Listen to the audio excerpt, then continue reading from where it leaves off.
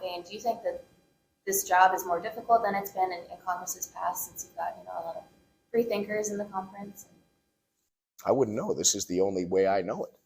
I mean, I will tell you, and maybe this will answer your question a little bit. People always say, well, it'd be better to have 230 or 240. And it's like, why? You're going to have the same disagreements whether you have 240 or you have 222. I think the most difficult thing with this arrangement is we got human beings. Human beings have human issues. They have health issues. They have family issues. They have other things. I think that's the bigger challenge when you have a smaller number, is you can't afford to lose people.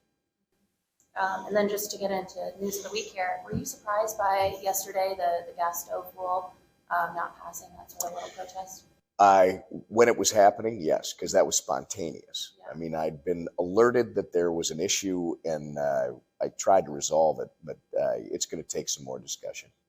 And then, to your knowledge, was Congressman Clyde ever told that his pistol race legislation would not get a vote if he voted against the debt ceiling deal? Andrew and I have talked about this, and no, I don't know any. I'm not going to share anything that Andrew's told me or anybody else, but yeah, we weren't involved in that.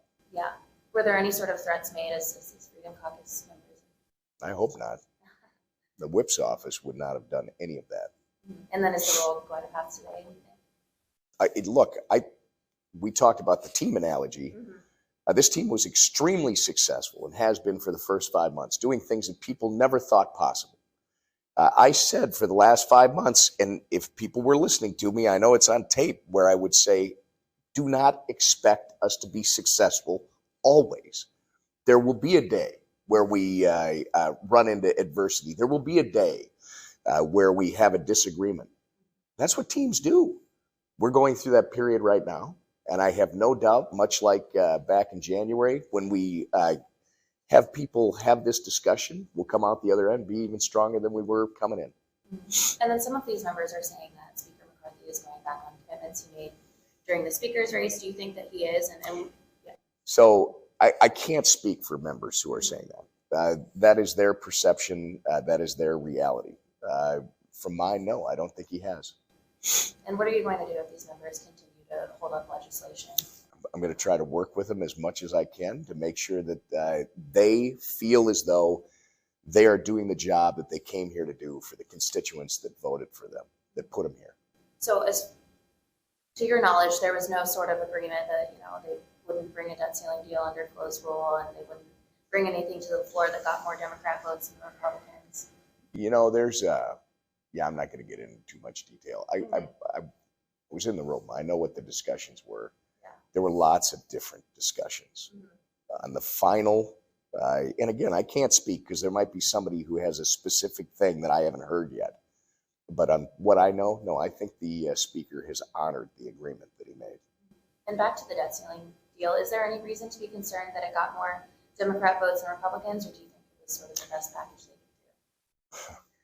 do? Look, I was very upset. We should have had 218 Republicans vote for that bill. Was it everything that we wanted? No, of course not. But it was the single largest deficit reduction bill in the history of this country. Does it solve the problem? No, but it's the beginning of the solution. I was very disappointed, and quite frankly, I considered that a failure of this office that we didn't get 218. And Getty, what is your strategy if there is a motion to vacate the speaker and I don't think that's even in the realm of reasonability. I think we're in the process, and I know that's interesting for everybody to speculate and do whatever. Kevin McCarthy's done a great job, and Kevin McCarthy has the support. We're going to work through whatever the disagreement is right now, and we'll come out the other side, I'm confident, as an even better team than we were when we went into this. So.